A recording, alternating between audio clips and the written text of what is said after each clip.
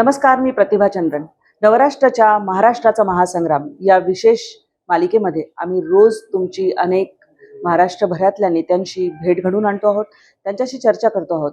आज आपल्यासोबत आहेत मुंब्रा कळव्याचे 3 वेळा आमदार राहिलेले आणि 4थ्या वेळी निवडणुकीच्या रिंगणात असलेले जितेंद्रजी आव्हाड. अर्थातच त्यांना तुम्ही सगळे ओळखता. एक आक्रमक चेहरा, शरद पवारांसोबत सातत्याने निष्ठावान राहिलेले असे त्यांचे कार्यकर्ते. आव्हाड साहेब, तुमचं खूप खूप स्वागत आहे. 4थ्यांदा तुम्ही आता जेव्हा निवडणुकीच्या मैदानात आहात, समीकरणं जर आपण मुंब्रा कळव्या भागातली बघितली तर राष्ट्रवादी विरुद्ध राष्ट्रवादी, घड्याळ विरुद्ध तुतारी अशी लढत होऊ शकते. यामध्ये अर्थातच बाकीचेही काही अँगल्स असतील आणि ज्या शिवसेनेच्या विरोधात तुम्ही गेल्या वेळी लढलात ते तुमच्या सोबत असणार आहेत. असं निवडणूक आहे आणि निवडणूक ही युद्ध असतं. Everything is fair in love and war. युद्धासारखं लढायचं तर काय, जास्त विचार करायचा नाही. अगदी बरोबर आहे, जास्त विचार करायचा नाही. हे जरी असलं तरी तुमच्या तालमीत तयार झालेला शिष्य जेव्हा तुमच्या सोबत असतो तेव्हा तुम्ही समीकरणं कशी बदललेली बघता? म्हणजे गुरु एकनावर राखून ठेवतो ते आपल्याला लक्षात आलंच, कारण स्ट्राईक रेट जो आपण त्याच्यामुळे फार आपल्या विरोधकांची चर्चा करायची मला सवय नाही आणि मी बोलत आहे. कुठले असे मुद्दे तुम्हाला वाटतात की जे घेऊन तुम्ही जनतेमध्ये नेहमी जाता? आणि 3 तुम्ही वेळा ज्या रस्त्यावरनं चालाल ना, त्या रस्त्यावर पाय ठेवला की लोकांना जितेंद्र आव्हाड. जिथे रस्ताच नव्हता चालायला त्या शहरामध्ये 100% कॉन्क्रिटीकरण करून आणलंय. त्यामुळे लोक चालता येता जाता बोलता त्यांना विकास हा मुद्दा समोर दिसतो. बाकी माझ्या मतदारसंघात दुसरा मुद्दा चालूच शकत नाही. विकास म्हणजे माझं वाक्यच आहे, मेरा काम ही मेरी पहचान है. असंच वाक्य आता मुख्यमंत्री असलेले एकनाथजी शिंदे पण माझं चोरून वापरत असतील. कारण ज्या कल्याणकारी योजना आणलेल्या आहेत, महिला धोरणाचा जो 4था टप्पा, पैशाची उधळपट्टी केली आहे. कल्याणकारी योजना नाही, ती पैशाची उधळपट्टी म्हणतात. आणि सर्वोच्च न्यायालयाने त्याच्यावर शिक्कामोर्तब केला की तुम्ही निवडणुकीच्या काळामध्ये लाच दिली आहे.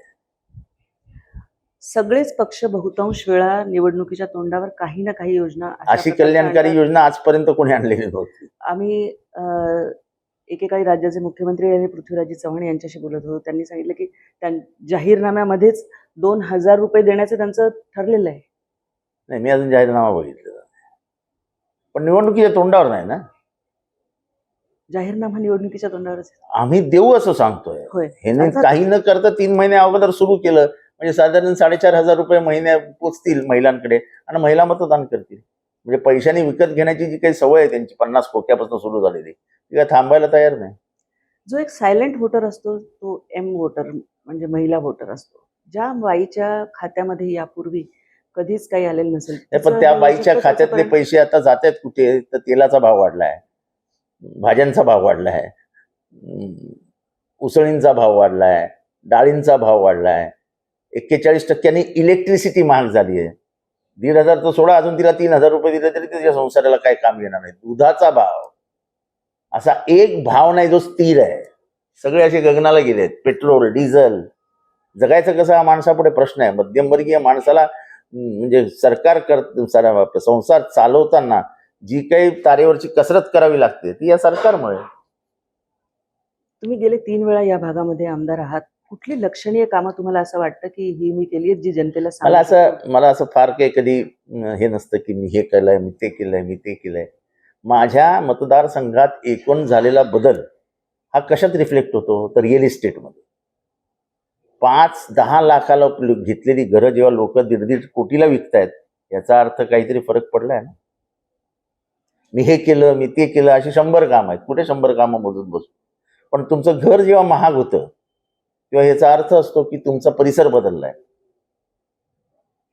म्हणजे त्याचा स्ट्रेट MMR रिजन वरती सरकारचं खूपच लक्ष आहे आणि या भागामध्ये नैनासारखे प्रकल्प, आंतरराष्ट्रीय विमानतळ, अमुक तमुक सगळं मूळ सुविधा कचऱ्याचा निस्तारा काय?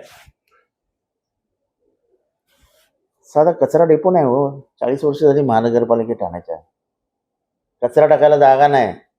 उपसूट कोणाच्याही घरासमोर कचरा टाकतात, मग तो ओरडला की दुसरीकडे पळतात. त्याच्यावर करत हायकोर्टात याचिका गेली पाहिजे.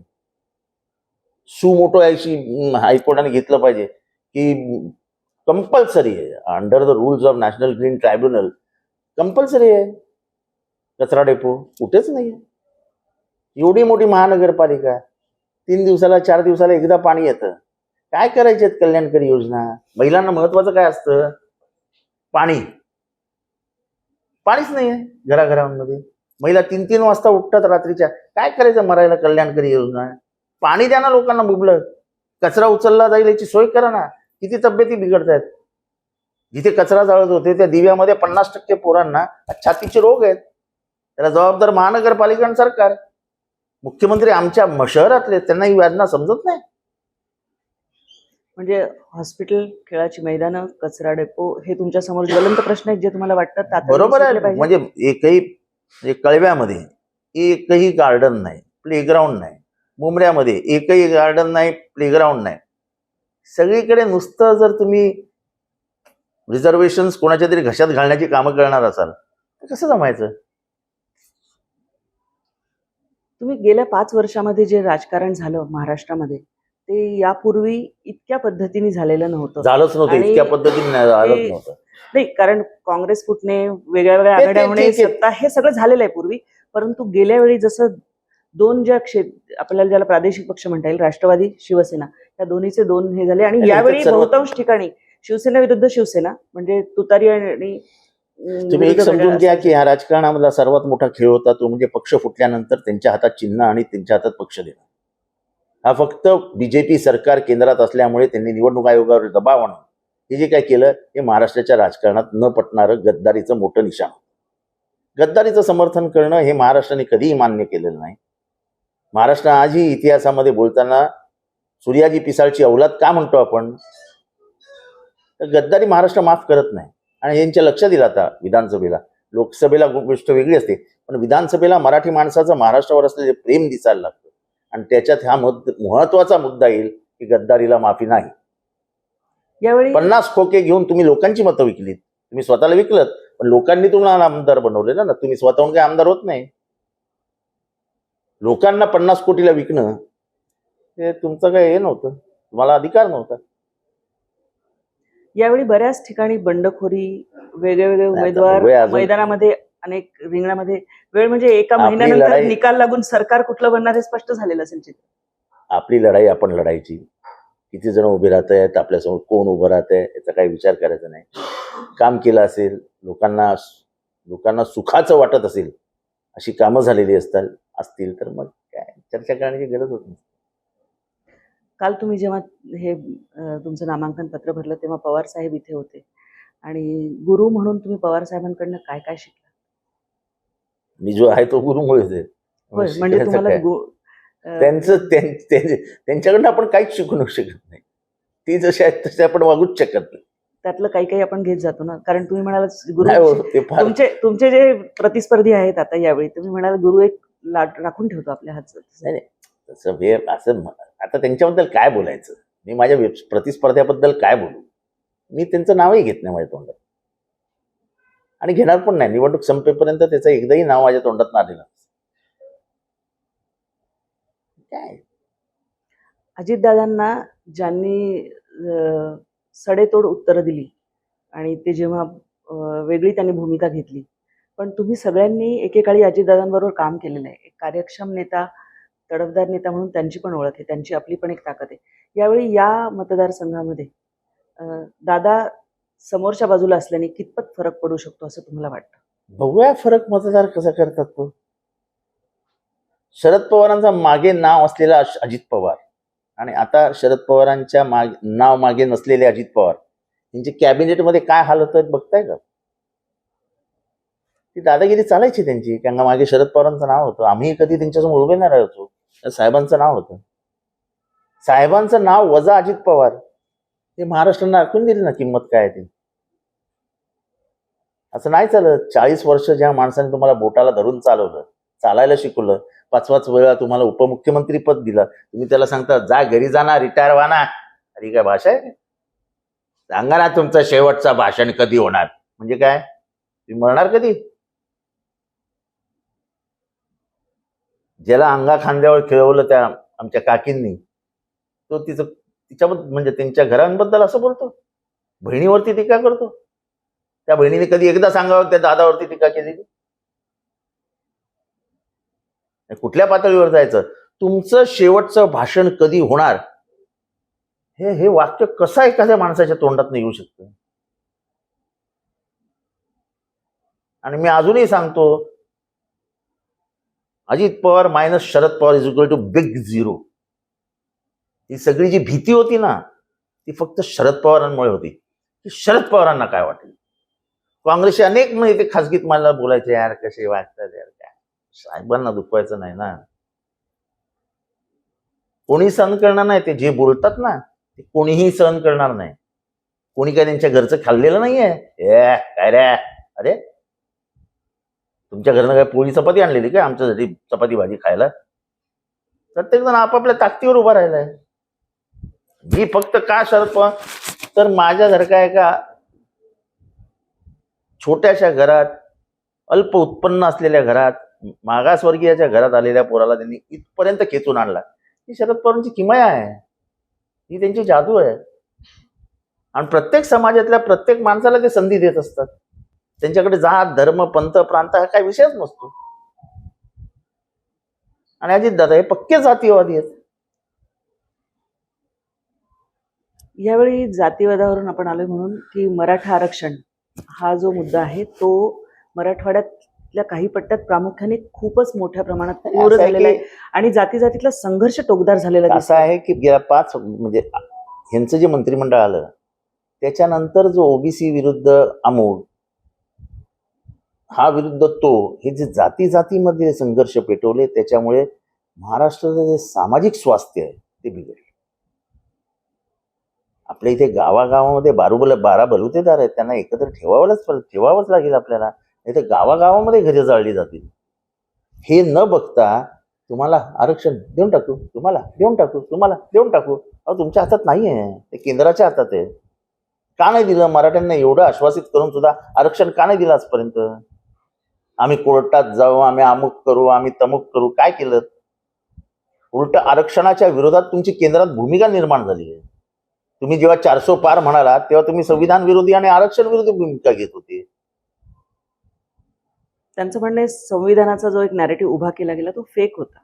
तुमचे 42 खासदार बोलले निवडणुकीच्या रिंगणामध्ये की आम्ही संविधान बदलू, तेव्हा तुम्ही त्यांना आवर का नाही घातलात? जेव्हा आसाममध्ये अमित शहा जाऊन बोलले की अल्पसंख्याकांचे जे धार्मिक अधिकार आहेत त्यांना कुठेतरी आता लगाम लागावं लागेल, म्हणजे काय? तर तुमच्या संविधानामध्ये एक फंडामेंटल राईट आहे, right to religion. Right to religion म्हणजे काय? त्या रिलिजनच्या अंतर्गत येणारे जेवढे काही कायदे, जेवढे काही रीतिरिवाज आहेत ते तुम्ही पाळू शकता. You are free to do it. म्हणजे जेव्हा तुम्ही त्यांच्या धर्माच्या मध्ये बोलता तेव्हा you are getting into the right of religion. Right to रिलिजनच्या मध्ये जाण्याचा अधिकार कोणी कोणाला दिला? ते संविधानिक आहे. म्हणजे ह्याचाच अर्थ तुम्ही संविधानाला धास घालणार होतात. आज जेव्हा तुम्ही 1 नेशन 1 इलेक्शन बोलता तेव्हा तुम्ही फेडरल स्ट्रक्चरचाच डिस्ट्रक्शन करताय. Federal structure is a part of Indian constitution. बरोबर. So are you not hitting the Indian constitution? असं कसं बोलताय? बेसिकली त्यांचा ह्या सगळ्याला विरोध आहे. इंडियन कॉन्स्टिट्यूशनला विरोध आहे, रिझर्वेशन्सला विरोध आहे. जातीय प्रथा आणली कोणी? हो, आम्ही आणली काय? जाती प्रथा ही भारतात, प्राचीन भारतातनं 5000 वर्षापासून चाललेली आहे. तुम्हाला 70 वर्षात एवढा त्रास व्हायला लागला की या माणसाला रिझर्वेशन आहे? अहो तुमच्याकडे 5000 वर्ष शिक्षणाचं रिझर्वेशन होतं, तेव्हा ते कोणाकडेच नव्हतं. म्हणजे माझ्या घरात मी 2री पिढी जी शिकलेली आहे, त्याच्या आधीची आमची एकही पिढी शिकलेली नव्हती. सगळे, त्याच्याबद्दल तुम्हाला काहीच वाटत नाही. आणि हे काय भारत एकच आहे का रिझर्वेशन देणारा? अफर्मेटिव्ह ऍक्शन नावाची गोष्ट युरोपमध्ये प्रचलित आहे. तिथे महिलांना रिझर्वेशन आहे, तिथे थर्ड जेंडरला रिझर्वेशन आहे, तिथे ब्लॅक्सला रिझर्वेशन आहे. आपण हा कधी विचारच करत नाही भारतामध्ये. म्हणजे अरे आपल्या इथे यार काय रिझर्वेशन आहे का? जगात सगळीकडे आहे. युरोप, अमेरिकेमध्ये आहे, जर्मनीमध्ये आहे, फ्रान्समध्ये आहे, ब्रिटनमध्ये आहे. कुठेही आरक्षण नाही मला सांगा. आपण तर खूपच मागे आहोत. ते एवढे पुढे आहेत आरक्षणाच्या बाबतीत, कारण का त्यांना समता आणि समानता ही त्या लोकांचं मेन आहे, उद्दिष्टच ते. आपण समता आणि समानतामध्ये विश्वासच ठेवत नाही. अजून आपण चातुर्मानाच्या वरवंट्या खाली पिसलच जातोय. आजही संडास साफ करायला तेच जातीचे लोक जातात जे शतक जात आहेत. चतुर्थ श्रेणी कर्मचारी भरत असताना दुसऱ्या जातीचा कोण माणूस येत नाही. झाडू मारण्यासाठी माझं ऍप्लिकेशन घ्या, तिथे तेच जातात. हा बदल कधी होणार या देशामध्ये? या बदलाची आवश्यकता आहे आणि त्याच्यासाठी ही लढाई लढावी लागेल. ही लढाई फक्त महाराष्ट्राच्या राजकारणापुरती आणि महाराष्ट्राची सत्ता मिळवण्यापुरती नाही आहे. तर या देशात बाबासाहेब आंबेडकरांना अपेक्षित असलेला बदल घडवून आणला पाहिजे. 85% बहुजन असलेला हा देश, बहुजनांच्या हातात काय आहे? आम्ही जातीने लोक हे मागतो जनगणना का करत नाही हो? कारण का भारताला आणि जगाला कळेल की इथे मागासवर्गीय आणि बहुजन किती आहेत म्हणून लपून ठेवलंय. जेव्हा दादा वेगळे झाले तेव्हा त्यांनी अनेकांना जेव्हा संपर्क साधले, तुमच्याशी कधी संपर्क झाला त्यांचा? मुळीच नाही. माझ्याशी ते कधीही बोलले नाही. पूर्वीपासूनच 19लाही बोलले नाहीत आणि आत्ता गेले तेव्हाही बोलले नाहीत. आणि हे मी माझं भाग्य समजतो की त्यांचा प्रचंड विश्वास होता की जितेंद्र साहेबांचे पाय सोडणार नाही आणि मला हे अभिमानाचं वाटतं. यावेळी जेव्हा निवडणूक राज्यभरामध्ये होते आहे तेव्हा दोन प्रमुख आघाड्या तर आहेतच, म्हणजे महायुती महाविकास आघाडी आहे. याशिवाय तिसरी एक परिवर्तन आघाडी उभी राहते. आंबेडकर साहेब वेगळा एक भूमिका घेऊन जात आहेत. प्रत्येकाला आपापली भूमिका वेगळी असणार आहे. प्रत्येकाला आपापली भूमिका घेण्याची आणि मनसे पण मैदानात असणार आहे. प्रत्येकाला आपापली भूमिका घेण्याची म्हणजे त्याची इच्छा असेल तर तो घेऊ शकतो. त्याला संविधानाने तसा अधिकार दिला आहे. वोटर फार हुशार आहे. वोटर हुशार नसता तर लोकसभेला आम्ही 31 जागांवर निवडून आलो नसतो. त्यामुळे विजयाची- माझा महाराष्ट्रातील जनतेच्या सत्सद विवेक बुद्धीवरती प्रचंड विश्वास आहे. महाराष्ट्राचं पुरोगमित्व टिकलं पाहिजे ह्यावरती लोकांचा जो ओढा आहे त्याच्यावरती विश्वास आहे आणि त्याच्यामुळे या दोन्ही गोष्टींमुळे महाविकास आघाडीला काही धोका होईल असं मला अजिबात वाटत नाही. एक हायपोथेटिकल प्रश्न असा की अजितदादा निवडणुकीनंतर जर पुन्हा घर वापसीसाठी त्यांनी इच्छा व्यक्त केली, काय असेल तुमची हे भूमिका? बघा, शरद पवारांचं घर आहे. दरवाजा ते उघडायला सांगतील त्याला दरवाजा उघडला जाईल, तो आत येईल. आणि शरद पवारांनी मला सांगितलं जितेंद्र हा आत आलाय बघ, याच्याबरोबर चहा पी, तर मी चहा पी. माझ्या बापापुढे माझं एकही पाऊल एकही शब्द जाणार. निवडणुकीची धामधूम आहे. तुम्ही इतका वेळ दिला, खूप खूप धन्यवाद आणि Thank you. तुम्हाला शुभेच्छा. Thank you. दर्शक हो, आपण जितेंद्र आव्हाड यांची मतं ऐकत होतो. तुमचं काय म्हणणं आहे? तुम्हाला या मतदारसंघामध्ये कुठल्या समस्या आहेत असं वाटतं? कमेंट बॉक्समध्ये जरूर कळवा. त्या सगळे वाचतीलच अर्थातच. आणि चॅनलला सबस्क्राईब करायला विसरू नका. तुर्तास महाराष्ट्राचा महासंग्राममध्ये आम्ही आपली रजा घेतो. साहेब आपले खूप खूप आभार.